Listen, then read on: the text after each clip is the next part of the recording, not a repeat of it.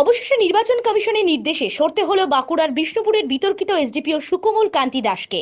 বিরোধী দলগুলি এবং বিষ্ণুপুর লোকসভা কেন্দ্রের বিদায়ী সাংসদ ও এবারের ওই কেন্দ্রে বিজেপি প্রার্থী সৌমিত্র খাঁ সাম্প্রতিক সময় বেশ কয়েকবার ওই এসডিপিওর বিরুদ্ধে পক্ষপাতিত্বের অভিযোগ তুলে সরব হয়েছিলেন। এমনকি বিরোধীদের তরফে বারবার বিদায়ী এসডিপিও সুকোমল কান্তি দাসের বিরুদ্ধে সরাসরি শাসক তৃণমূলের বিরুদ্ধে কাজ করার অভিযোগ ওঠে। নির্বাচন কমিশনের নির্দেশে এই পুলিশ আধিকারিক নির্বাচন সংক্রান্ত কোনো কাজে অংশ নিতে পারবেন না। উল্লেখ্য, নির্বাচন কমিশন এবার বিষ্ণুপুরের এসডিপিও সুকোমল কান্তি দাস সহ রাজ্যের 7 পুলিশ আধিকারিককে সরানোর নির্দেশ দিয়েছেন। এরা কেউ নির্বাচন সংক্রান্ত কোনো কাজে অংশ নিতে পারবেন না বলে নির্বাচন কমিশন স্পষ্ট নির্দেশিকা জারি করেছে। অনেকদিন কি গোটা বিষ্ণুপুর লোকসভায় উনি গণতন্ত্রকে ধ্বংস করে দিয়েছিলেন। টোটালি দলদাস হয়ে শাসক দলের হয়ে কাজ করছিলেন। পঞ্চায়েত নির্বাচনে আমার লোকসভাতে কোনো জায়গাতে নমিনেশন ফাইল করতে দেয়নি। তো এইরকম একজন অফিসারের বিরুদ্ধে আমরা বরাবর অভিযোগ জানিয়েছি।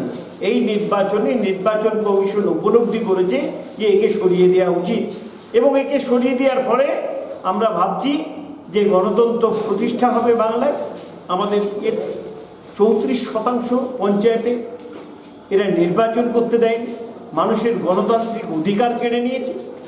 তো এই সরকারের দলদাস প্রশাসন যদি ভেবে থাকে যে প্রশাসনকে দিয়ে উনি ক্ষমতায় বসে থাকবে, তো মূর্খের সঙ্গে বাস করছে। শুধু আমাদের এসডিপিও নয়, আমাদের আরও 2-4 জন অফিসারের বিরুদ্ধে অভিযোগ আছে। আমরা নির্বাচন কমিশনে জানিয়েছি।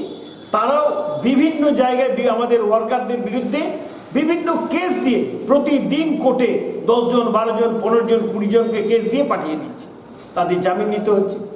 তো এইভাবে গণতন্ত্রকে ধ্বংস করে ওরা বাংলায় রাজত্ব করবেন। ওনারা সমস্ত মিলিত হয়ে বলছে গণতন্ত্র রক্ষা করব। ভারতবর্ষে 3টে রাজ্যে বিজেপি শাসিত ছিল, নির্বাচন হয়েছে। কোনো ইলেকট্রনিক মিডিয়া, কোনো মুদ্রণ মিডিয়া বলেছে কি যে সেখানে বিরোধী রাজনৈতিক দলের কোনো কর্মকাণ্ড করতে দেয়নি? একটি লোকের মৃত্যু ঘটেনি। গণতন্ত্র সেখানে প্রতিষ্ঠিত আছে। বাংলায় গণতন্ত্র প্রতিষ্ঠা করবার জন্য মানুষ মুখিয়ে আছে। মানুষ সুযোগ পেলেই এই সরকারকে ঝড়ের মতো উড়িয়ে দেবে।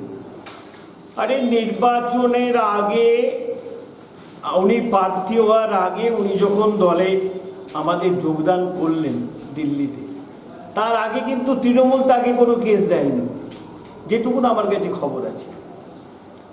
বিজেপিতে আসতেই তার অজস্র কেস এই প্রশাসনের নেতৃত্বে দিয়ে দেওয়া হয়েছে। তা এখন জুডিশিয়ালের ওপরে আমাদের আস্থা আছে।